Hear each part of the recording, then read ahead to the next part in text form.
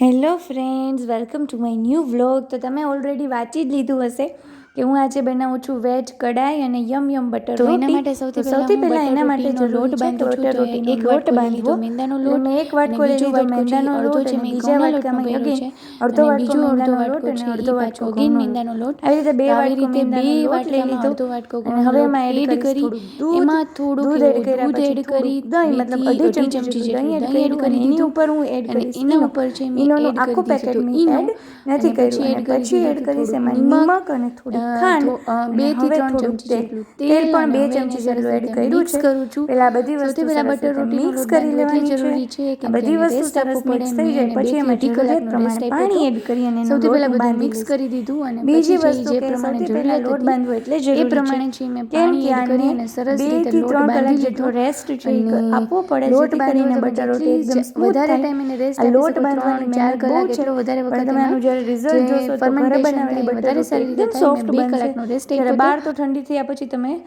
તોડી પણ નહીં શકો. તો બસ આ લોટ બાંધવાની મહેનત છે એ કરવા માંડી હતી અને લોટ બંધાઈ ગયો પછી એને સાઈડમાં છે એ રેસ્ટ કરવા માટે રાખી દીધો હતો.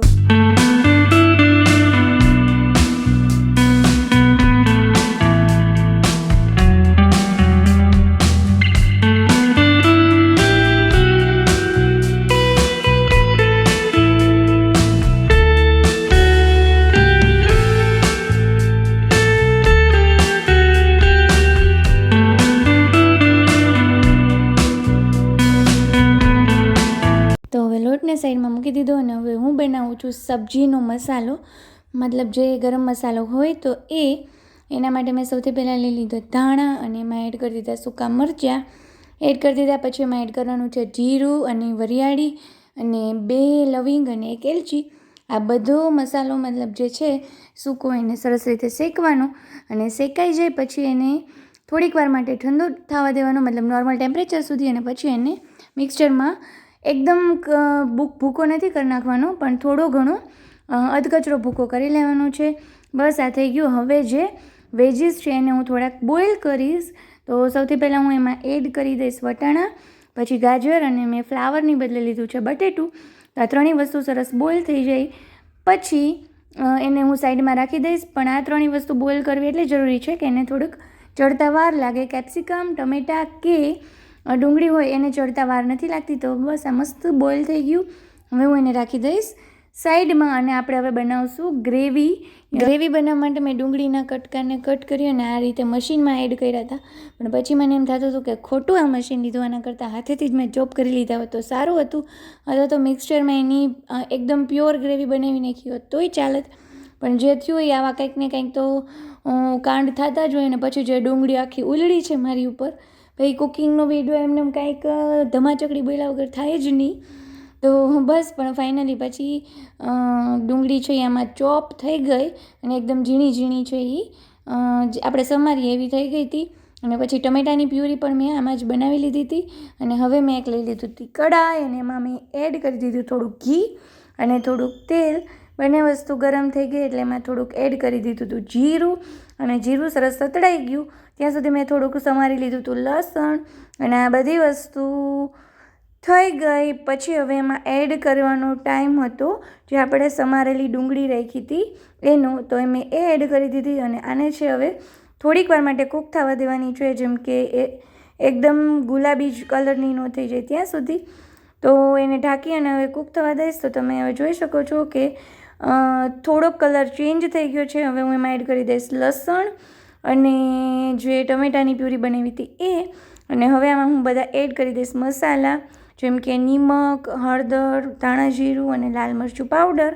આ બધી વસ્તુ એડ થઈ ગઈ. પછી મસાલો મિક્સ કરી અને નિમક તો હોય જ, તો કેમ ભૂલાય. તો આ બધી વસ્તુ મિક્સ થઈ ગયા પછી આપણે જે મસાલો છે એનો ભૂકો કરીને રાખ્યો તો એ એડ કરવાનો છે. પણ બધો મસાલો એડ આમાં નથી કરી દેવાનો, થોડોક એવો રાખી અને બાકીનો આમાં એડ કરી અને સરસ રીતે હલાવી અને હવે એને કૂક થવા દેવાનું છે. થોડીક વાર પછી કૂક થઈ ગયું પછી મેં એમાં એડ કરી દીધું હતું પાણી.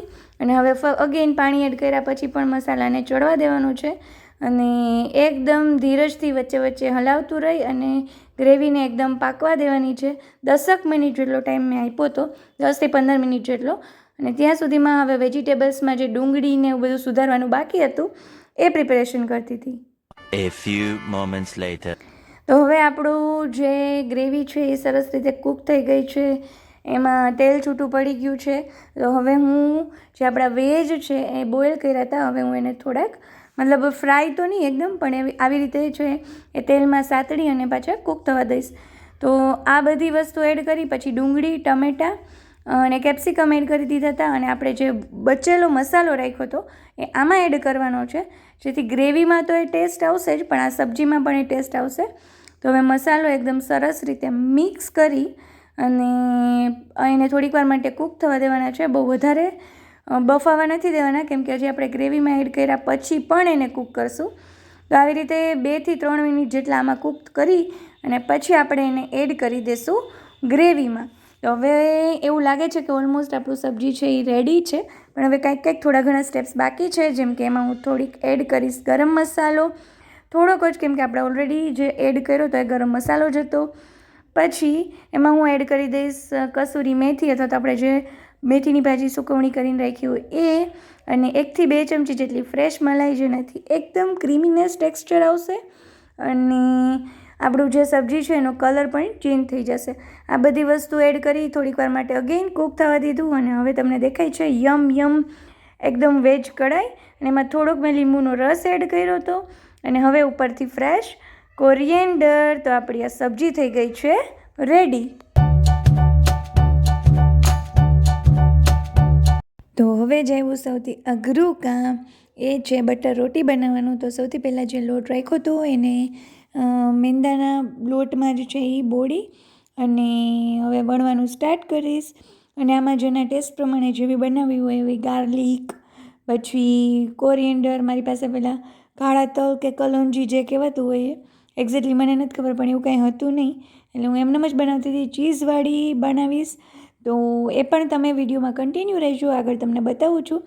સૌથી પહેલાં મેં બટર રોટી વણી લીધી છે, અને ત્યાં સુધીમાં તવો છે એ નોનસ્ટિક નથી રાખવાનો, આ જ રાખવાનું છે, અને એકદમ ગરમ થવા દેવાનો છે.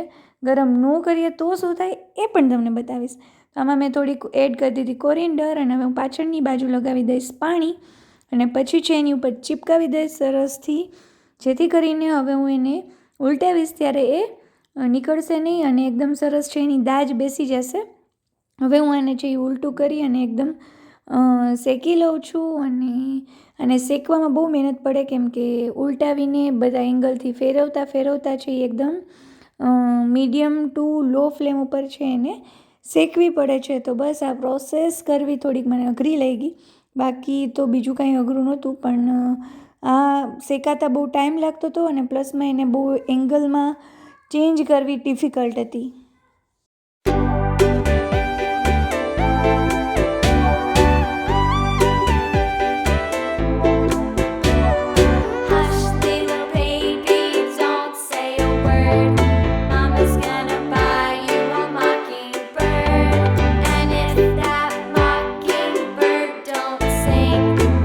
હવે હું બીજી બટર રોટી બનાવું છું, અને તવો એકદમ છે એ તપેલો નહોતો, કેમ કે ધીમી ગેસ મેં કરી નાખ્યો હતો, તો એના લીધે છે એ જે દાજ પડવી જોઈએ, મતલબ જે શેકાવી જોઈએ એ બાજુ એ શેકાણી નહોતી, અને એને જ્યારે મેં ઉખેડી ત્યારે મને ખબર પડી કે ધીમી આંચ ઉપર છે તો શું થાય છે.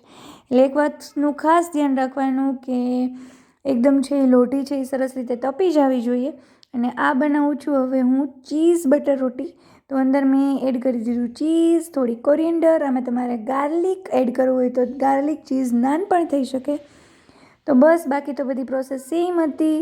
ઉપર છે એ મેં પાછળની બાજુ છે એ પાણી છે એ ચોપડી અને લોટી ઉપર રાખી દીધી, અને બાકી બધી પ્રોસેસ જે પહેલાં કરી હતી એવી જ. તો આ મારી થઈ ગઈ તૈયાર yum full Punjabi dish butter roti or butter naan and veg કઢાઈ.